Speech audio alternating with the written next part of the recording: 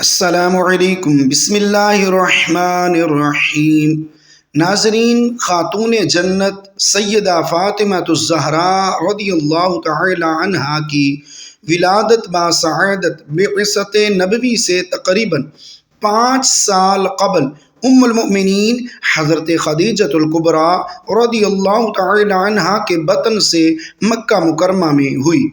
روایات میں آتا ہے کہ جس وقت حضرت فاطمہ زہراء رضی اللہ تعالی عنہا اپنی والدہ ماجدہ ام المؤمنین حضرت خدیجہ رضی اللہ تعالی عنہا کے بطن میں تھیں تو انہیں جنت کی خوشبو آتی تھی۔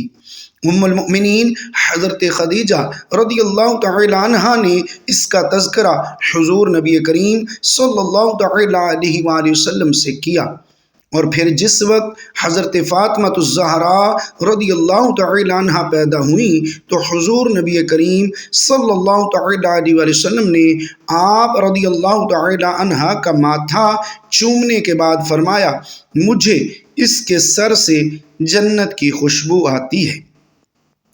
حضرت فاطمہ الزہراء رضی اللہ تعالی عنہا کی ولادت کے وقت حضور صلی اللہ تعالی علیہ وآلہ وسلم کی عمر مبارک تقریباً 35 سال تھی، اور یہ وہ وقت تھا جب خانہ کعبہ کی تعمیر نو ہو رہی تھی۔ اسی تعمیر کے موقع پر حضور اکرم صلی اللہ تعالی علیہ وآلہ وسلم نے بہترین تدبیر کے ساتھ حجر اسود کو اس کی جگہ رکھ کر باہمی جنگ کے بہت بڑے خطرے کو ٹالا تھا، اور آپ صلی اللہ تعالی علیہ وآلہ وسلم کی اس تدبیر نے عرب کے تمام قبائل میں آپ صلی اللہ تعالی علیہ وآلہ وسلم کی عظمت و احترام میں عزت و احترام میں اضافہ کر دیا تھا۔ حضور اکرم صلی اللہ تعالی علیہ وآلہ وسلم کی تمام اولاد نرینہ کی وفات بالکل بچپن ہی میں ہو گئی تھی، چنانچہ آپ صلی اللہ تعالی علیہ وآلہ وسلم نے کہ تینوں بیٹوں میں سے کوئی بھی بیٹا 2 یا 3 سال سے زیادہ حیات نہ رہ سکا۔ چاروں بیٹیوں میں سے بھی 3 کی وفات آپ صلی اللہ تعالی علیہ وآلہ وسلم کی حیات مبارکہ ہی میں ہو گئی تھی۔ حضرت فاطمہ رضی اللہ تعالی عنہا کا انتقال آپ صلی اللہ تعالی علیہ وآلہ وسلم کی وفات کے 6 ماہ بعد ہوا۔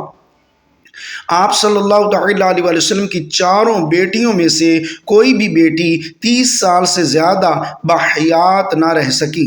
حضور صلی اللہ تعالی علیہ وآلہ وسلم کی زندگی کے آخری سالوں میں تو آپ صلی اللہ تعالی علیہ وآلہ وسلم کی توجہات و محبت کا مرکز فطری طور پر حضرت فاطمہ رضی اللہ تعالی عنہا بن گئی تھی۔ یوں بھی وہ حضور اکرم صلی اللہ تعالی علیہ وآلہ وسلم کی بہت ہی چہیتی بیٹی تھیں۔ آپ رضی اللہ تعالی عنہا نے اپنی والدہ ماجدہ حضرت خدیجہ الکبریٰ رضی اللہ تعالی عنہا کے زیر سایہ تربیت اور پرورش پائی۔ ابھی حضرت فاطمہ رضی اللہ تعالی عنہا کی عمر مبارک 15 سال کی تھی کہ ماں کی شفقت سے محروم ہو گئیں۔ حضرت خدیجہ الکبریٰ رضی اللہ تعالی عنہا کے انتقال کے بعد آپ صلی اللہ تعالی علیہ وآلہ وسلم نے حضرت فاطمہ رضی اللہ تعالی عنہا کی خصوصی تربیت اور پرورش میں ایک اہم کردار ادا کیا۔ ان کے علاوہ حضرت فاطمہ الزہراء رضی اللہ تعالی عنہا کی بہنوں نے بھی آپ کی ہمہ وقت دل جوئی فرمائی۔ حضرت فاطمہ الزہراء رضی اللہ تعالی عنہا حضور صلی اللہ تعالی علیہ وآلہ وسلم کے مشابہ تھیں۔ حضرت فاطمہ رضی اللہ تعالی عنہا جس وقت چلتی تو آپ کی چال ڈھال رسول اللہ صلی اللہ تعالی علیہ وآلہ وسلم کے بالکل مشابہ ہوتی تھی۔ اسی طرح ام المؤمنین حضرت عائشہ صدیقہ رضی اللہ تعالی عنہا سے روایت ہے کہ میں نے اٹھنے بیٹھنے اور عادات و اطوار میں حضرت فاطمہ رضی اللہ تعالی عنہا سے زیادہ کسی کو رسول اللہ صلی اللہ تعالی علیہ وآلہ وسلم سے مشابہ نہیں دیکھا۔ حضرت فاطمہ الزہراء رضی اللہ تعالی عنہا بچپن سے ہی رسول اللہ صلی اللہ تعالی علیہ وآلہ وسلم کی بڑی خدمت کرتی تھی۔ حضرت عبداللہ بن مسعود رضی اللہ تعالی عنہ فرماتے ہیں کہ ایک مرتبہ حضور صلی اللہ تعالی علیہ وآلہ وسلم مسجد حرام میں نماز پڑھ رہے تھے۔ قریش کے چند بدماشوں نے شرارت کی غرض سے اونٹ کی اوجھڑی لا کر حضور نبی کریم صلی اللہ تعالی علیہ وآلہ وسلم پر ڈال دی، اور خوشی سے تالیاں بجانے لگے۔ کسی نے حضرت فاطمہ الزہرا رضی اللہ تعالی عنہا کو خبر دی تو وہ دوڑی دوڑی آئیں اور حضور اکرم صلی اللہ تعالی علیہ وسلم سے اوجھڑی کو اتار کر پھینکا۔ اسی طرح ایک مرتبہ نبی کریم صلی اللہ تعالی علیہ وسلم مکہ کی ایک گلی سے گزر رہے تھے کہ کسی بدبخت نے مکان کی چھت سے آپ صلی اللہ تعالی علیہ وسلم کے سر مبارک پر گندگی پھینک دی۔ آپ صلی اللہ تعالی علیہ وسلم اسی حالت میں گھر تشریف لائے تو حضرت فاطمہ الزہرا رضی اللہ تعالی عنہا نے یہ حالت دیکھی تو رونے لگی اور پھر سر مبارک اور کپڑوں کو دھویا۔ حضرت فاطمہ الزہرا رضی اللہ تعالی عنہا نہ صرف عمومی حالات میں بلکہ سخت ترین حالات میں بھی نہایت دلیری اور ثابت قدمی سے اللہ کے رسول صلی اللہ تعالی علیہ وسلم کی خدمت کرتی تھی۔ چنانچہ غزوہ احد میں جب اللہ کے رسول صلی اللہ تعالی علیہ وسلم کے دندان مبارک شہید ہو گئے اور پیشانی مبارک پر بھی زخم آئے تو حضرت فاطمہ الزہرا رضی اللہ تعالی عنہا احد کے میدان پہنچی اور اپنے والد محترم کے چہرے مبارک کو پانی سے دھویا اور خون صاف کیا، غرض کہ حضرت فاطمہ الزہرا رضی اللہ تعالی عنہا نے اپنے والد کی خدمت کا حق ادا کیا۔ حضرت فاطمہ الزہرا رضی اللہ تعالی عنہا کا بچپن دین کے لیے تکلیفیں سہنے میں گزرا، حتیٰ کہ رسول اللہ صلی اللہ تعالی علیہ وسلم نے قریش کی تکلیفوں سے بچنے کے لیے امیر المؤمنین حضرت ابوبکر صدیق رضی اللہ تعالی عنہ کو رفیق سفر بنا کر مدینہ منورہ ہجرت فرمائی۔ آپ صلی اللہ تعالی علیہ وسلم اپنے اہل و عیال کو مکہ مکرمہ چھوڑ گئے تھے۔ کچھ مدت کے بعد حضور نبی کریم صلی اللہ تعالی علیہ وسلم نے اپنے اہل و عیال اور امیر المؤمنین حضرت ابوبکر صدیق رضی اللہ تعالی عنہ کے اہل و عیال کو مدینہ منورہ بلانے کا انتظام کیا۔ اس طرح حضرت فاطمہ الزہرا رضی اللہ تعالی عنہا نے اپنے والد کے پاس مدینہ منورہ ہجرت فرمائی۔ 2 ہجری میں غزوہ بدر کے بعد حضور نبی کریم صلی اللہ تعالی علیہ وسلم نے حضرت فاطمہ رضی اللہ تعالی عنہا کا نکاح امیر المؤمنین حضرت علی رضی اللہ تعالی عنہ کے ساتھ کر دیا۔ مسند احمد میں حضرت امیر المؤمنین حضرت علی رضی اللہ تعالی عنہما کا واقعہ خود ان کی زبانی نقل کیا گیا ہے۔ جب میں نے حضور اکرم صلی اللہ تعالی علیہ وسلم کی صاحبزادی حضرت فاطمہ الزہرا رضی اللہ تعالی عنہا کے بارے میں اپنے نکاح کا پیغام دینے کا ارادہ کیا تو میں نے دل میں کہا کہ میرے پاس کچھ بھی نہیں ہے، پھر یہ کام کیوں کر انجام پائے گا؟ لیکن اس کے بعد ہی دل میں حضور اکرم صلی اللہ تعالی علیہ وسلم کی سخاوت اور نوازش کا خیال آیا، لہٰذا میں نے حاضر خدمت ہو کر پیغام نکاح دے دیا۔ آپ صلی اللہ تعالی علیہ وسلم نے سوال فرمایا، تمہارے پاس مہر میں دینے کے لیے کچھ ہے؟ میں نے عرض کیا، نہیں۔ آپ صلی اللہ تعالی علیہ وسلم نے فرمایا، تمہاری زرہ کہاں گئی؟ میں نے کہا، جی ہاں وہ تو ہے۔ اس کے بعد آپ صلی اللہ تعالی علیہ وسلم نے فرمایا، فروخت کر کے مہر میں دے دو۔ مورخین فرماتے ہیں کہ حضور نبی کریم صلی اللہ تعالی علیہ وسلم کے فرمان پر امیر المؤمنین حضرت علی رضی اللہ تعالی عنہ نے اپنی زرہ فروخت کر دی، جو امیر المؤمنین حضرت عثمان غنی رضی اللہ تعالی عنہ نے خریدی تھی۔ لیکن بعد میں امیر المؤمنین حضرت عثمان غنی رضی اللہ تعالی عنہ نے امیر المؤمنین حضرت علی رضی اللہ تعالی عنہ کو یہ زرہ بطور ہدیہ واپس کر دی تھی۔ ناظرین، اس واقعہ سے مہر کی ادائیگی کی اہمیت کا اندازہ لگایا جا سکتا ہے کہ آپ صلی اللہ تعالی علیہ وسلم نے مہر کی ادائیگی کے لیے امیر المؤمنین حضرت علی رضی اللہ تعالی عنہ کی پسندیدہ چیز کو فروخت کروا دیا تھا۔ تمام روایات کو جمع کرنے کے بعد جنت میں ساری عورتوں کی سردار کا جہیز صرف چند چیزوں پر مشتمل تھا: ایک چارپائی، ایک بچھونا، ایک چمڑے کا تکیہ جس میں کھجور کی چھال بھری ہوئی تھی، ایک چکی، بعض روایات میں 2 چکیوں کا تذکرہ ہے، 2 مشکیزیں جس کے ذریعے کنواں وغیرہ سے پانی بھر کے لایا جاتا ہے۔ خاتون جنت حضرت فاطمہ رضی اللہ تعالی عنہ کو حضور نبی کریم صلی اللہ تعالی علیہ وآلہ وسلم نے جنت کی عورتوں کی سردار بتایا ہے۔ ان کی شادی کس سادگی سے حضور صلی اللہ تعالی علیہ وآلہ وسلم نے انجام دی کہ امیر المؤمنین حضرت علی رضی اللہ تعالی عنہ نے نکاح کا پیغام دیا۔ آپ صلی اللہ تعالی علیہ وآلہ وسلم نے حضرت فاطمہ الزہراء رضی اللہ تعالی عنہ کے سامنے اس کا تذکرہ کیا۔ آپ خاموش رہیں، جو رضامندی کی دلیل ہوا کرتی ہے۔ آپ صلی اللہ تعالی علیہ وآلہ وسلم نے امیر المؤمنین حضرت علی رضی اللہ تعالی عنہ کے نکاح کے پیغام کو قبول فرما لیا اور مہر متعین کر کے اسی وقت چند صحابہ کرام رضوان اللہ تعالی علیہم اجمعین کی موجودگی میں نکاح پڑھا دیا۔ چند ماہ بعد سادگی کے ساتھ رخصتی ہو گئی۔ نزہۃ المجالس میں منقول ہے کہ جب ابو البشر حضرت آدم علیہ السلام کو تخلیق کیا گیا اور نور محمدی صلی اللہ تعالی علیہ وسلم کو آپ علیہ السلام میں تفویض کیا گیا تو آپ علیہ السلام کے حسن و جمال کا یہ عالم تھا کہ آپ علیہ السلام کا دایاں رخسار سورج کی شعاؤں پر اور بایاں رخسار چاند کی روشنی پر غالب تھا۔ پس جب حضرت اماں حوا علیہ السلام کو تخلیق کیا گیا تو وہ بھی بے پناہ حسن کی مالک تھی۔ جس وقت دونوں جنت میں تھے تو ایک روز پھرتے ہوئے ان کے درمیان یہ موضوع زیر بحث آیا کہ اللہ تعالیٰ نے ہم سے زیادہ کسی کو حسین پیدا نہیں فرمایا۔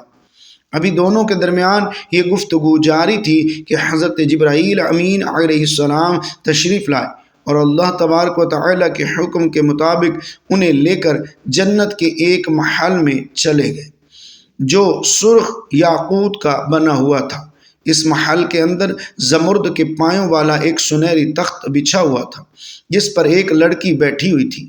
اس لڑکی کے سر مبارک پر سونے کا تاج تھا اور جسم مبارک سے نور کی شعاعیں بلند ہو رہی تھیں۔ حضرت آدم علیہ السلام نے جب یہ سراپا دیکھا تو بارگاہ الہی میں عرض کیا کہ الہی یہ کون ہے؟ ارشاد باری تعالی ہوا کہ یہ لڑکی خاتون جنت سیدہ فاطمہ رضی اللہ تعالی عنہا بنت محمد صلی اللہ تعالی علیہ وآلہ وسلم ہے۔ حضرت آدم علیہ السلام نے عرض کیا کہ الہی اس کا شوہر کون ہوگا؟ حضرت جبرائیل امین علیہ السلام کو حکم ہوا کہ وہ انہیں حضرت فاطمہ الزہراء رضی اللہ تعالی عنہا کے شوہر سے ملوائیں۔ چنانچہ حضرت جبرائیل امین علیہ السلام انہیں لے کر ایک اور دروازے کی جانب بڑھ گئے۔ جب اس دروازے کو کھولا گیا تو سونے کے ایک تخت پر ایک خوبصورت نورانی چہرے والا نوجوان تشریف فرما تھے۔ حضرت آدم علیہ السلام کو حضرت جبرائیل امین علیہ السلام نے بتایا کہ یہ امیر المؤمنین حضرت علی بن ابی طالب رضی اللہ تعالی عنہ ہیں اور ان کا نکاح خاتون جنت حضرت فاطمہ الزہراء رضی اللہ تعالی عنہا سے ہوگا۔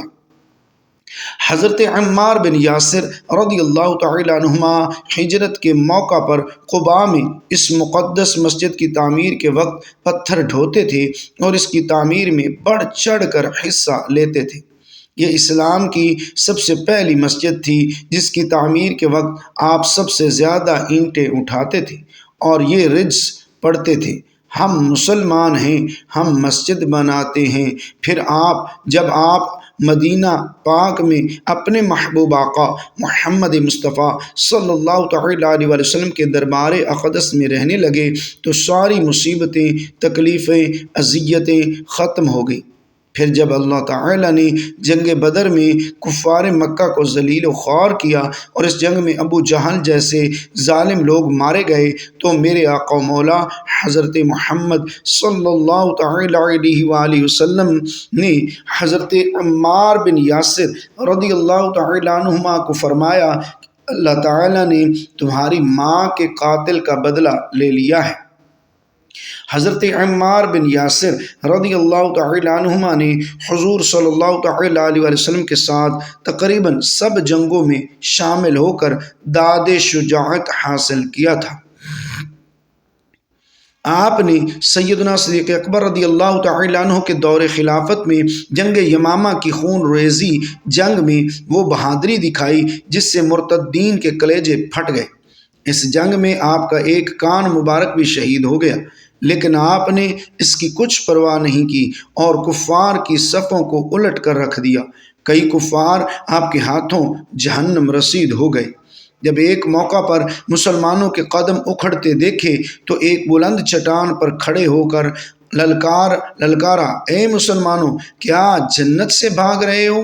میں عمار بن یاسر ہوں، ادھر پلٹو، ان کی للکار سنو۔ سن کر وہ پلٹ پڑے اور مرتدین کو اپنی تلواروں پر رکھ لیا۔ یہ مرد قلندر، مرد مجاہد، صحابی رسول حضرت عمر فاروق رضی اللہ تعالی عنہ کے خلافت میں کوفے کے گورنر رہے اور انصاف کے تقاضوں کو پورا کر کے دکھایا۔ پھر اس صحابی رسول رضی اللہ تعالی عنہ کو جنگ صفین میں حضرت علی رضی اللہ تعالی عنہ کی طرف سے داد شجاعت دیتے ہوئے شہادت نصیب ہوئی۔ رسول اللہ صلی اللہ تعالی علیہ وسلم نے ایک بار وضو کے بعد موزے پہننے کا ارادہ فرمایا، لیکن دیکھا کہ اچانک آپ صلی اللہ تعالی علیہ وسلم کا موزہ ایک عقاب اٹھا کر لے گیا۔ آپ صلی اللہ تعالی علیہ وسلم یہ ماجرا دیکھ کر حیران ہوئے۔ تھوڑی ہی دیر کے بعد آپ نے دیکھا کہ عقاب نے موزے کا منہ زمین کی طرف کیا، جس سے ایک سیاہ سانپ گرا۔ اس عمل کے بعد عقاب نے موزہ حضور صلی اللہ تعالی علیہ وسلم کی خدمت میں پیش کر کے عرض کیا، یا رسول اللہ صلی اللہ علیہ وسلم، میں نے اسی ضرورت سے گستاخی کی تھی کہ اس کے اندر سانپ گھسا ہوا تھا۔ مجھے اللہ تعالی نے آپ صلی اللہ تعالی علیہ وسلم کی حفاظت پر معمور فرمایا، ورنہ میری کیا مجال تھی کہ آپ صلی اللہ تعالی علیہ وسلم کے حضور ایسی بے ادبی کرتا۔ حضور صلی اللہ تعالی علیہ وسلم نے اللہ تعالی کا شکر ادا کیا اور فرمایا، ہم نے جس حادثے کو باعث صدمہ سمجھا وہ دراصل باعث رحمت تھا۔ عقاب نے عرض کیا کہ میں نے ہوا میں اٹھتے ہوئے موزہ شریف میں سانپ دیکھ لیا تو یہ میرا کمال نہیں، یا رسول اللہ صلی اللہ علیہ وسلم، یہ آپ ہی کے نور اور روشنی کا فیضان اور عکس تھا۔ رسول اللہ صلی اللہ علیہ وسلم کی بارگاہ اقدس میں ایک کافرہ عورت بچہ اٹھائے بغرض آزمائش اور امتحان حاضر ہوئی، لیکن اللہ تعالیٰ کے حکم سے اس کی گود میں 2 ماہ کا دودھ پیتا بچہ بولنے لگا اور کہا، یا رسول اللہ صلی اللہ تعالی علیہ وسلم، السلام علیکم، ہم آپ صلی اللہ تعالی علیہ وسلم کی خدمت اقدس میں حاضر ہیں۔ بچے کی ماں کے چہرے کا رنگ زرد ہو گیا اور غصے سے کہنے لگی، خاموش ہو جاؤ، یہ گواہی تیرے کان میں کس نے سکھا دی؟ بچے نے کہا، اے میری ماں، تو اپنے سر کے اوپر تو دیکھ، تیرے سر کے اوپر حضرت جبرائیل امین علیہ السلام کھڑے ہیں، وہ مجھے نظر آ رہے ہیں، وہ فرشتہ مجھے وصف رسول صلی اللہ تعالی علیہ وسلم سکھا رہا ہے اور کفر و شرک کے ناپاک علوم سے خلاصی اور رہائی دلا رہا ہے۔ رسول اللہ صلی اللہ تعالی علیہ وسلم نے فرمایا، اس بچے نے یہ بتا کہ تیرا نام کیا ہے؟ بچے نے کہا، میرا نام اللہ تعالی کے نزدیک عبد العزیز ہے، مگر ان مشرکوں نے میرا نام عبد العزیٰ رکھا ہے۔ اس پاک ذات کے صدقے جس نے آپ کو پیغمبری بخشی، میں اس عذاب بت سے پاک بیزار اور بری ہوں۔ آپ صلی اللہ تعالی علیہ وسلم نے جب مسجد نبوی بنائی تو اس میں ممبر نہیں تھا۔ مسجد کے اندر کھجور کا ایک تنا تھا، اس کے ساتھ ٹیک لگا کر آپ صلی اللہ تعالی علیہ وسلم خطبہ دیا کرتے تھے۔ کچھ عرصہ کے بعد ایک صحابی حضرت تمیم داری رضی اللہ تعالی عنہ نے عرض کیا، اے اللہ کے رسول صلی اللہ علیہ وسلم، اگر آپ اجازت دیں تو ایک ممبر بنا لیا جائے۔ آپ صلی اللہ تعالی علیہ وسلم نے اجازت دے دی، چنانچہ ایک ممبر بنا لیا گیا۔ اگلی دفعہ جب خطبہ دینے کا وقت آیا تو آپ ممبر پر کھڑے ہو گئے اور خطبہ دینا شروع کر دیا۔ تھوڑی دیر کے بعد کھجور کے اس تنے میں سے اس طرح رونے کی آواز آنے لگی جیسے کوئی بچہ زور زور سے روتا ہے۔ سب لوگوں نے حیران ہو کر اس تنے کو دیکھا۔ حضور اکرم صلی اللہ تعالیٰ علیہ وسلم اس ممبر سے نیچے اترے اور کھجور کے تنے کے قریب گئے، اس کے اوپر دست شفقت رکھا اور اس کو دلاسا دلایا۔ حدیث کی کتابوں میں لکھا ہے کہ حضور صلی اللہ تعالیٰ علیہ وسلم نے اس کو گلے سے لگا لیا تو وہ تنا اس طرح سسکیاں لیتے ہوئے چپ ہوا جیسے کوئی بچہ اپنی ماں کے سینے سے لگ کر چپ ہوتا ہے۔ اللہ تعالی ہمیں دین اسلام کا پیروکار بنائے، اللہ تعالی ہمیں نیک کاروں میں شامل فرمائے اور ہمارا خاتمہ بالخیر فرمائے۔ آمین ثم آمین۔ ناظرین کمنٹ باکس میں اور ایک بار صلی اللہ علیہ وآلہ وسلم ضرور ٹائپ کیجیے گا۔ شکریہ۔ اللہ حافظ۔ اپنے یوٹیوب چینل قاری الیاس اتاری آفیشیل کو سبسکرائب کیجیے۔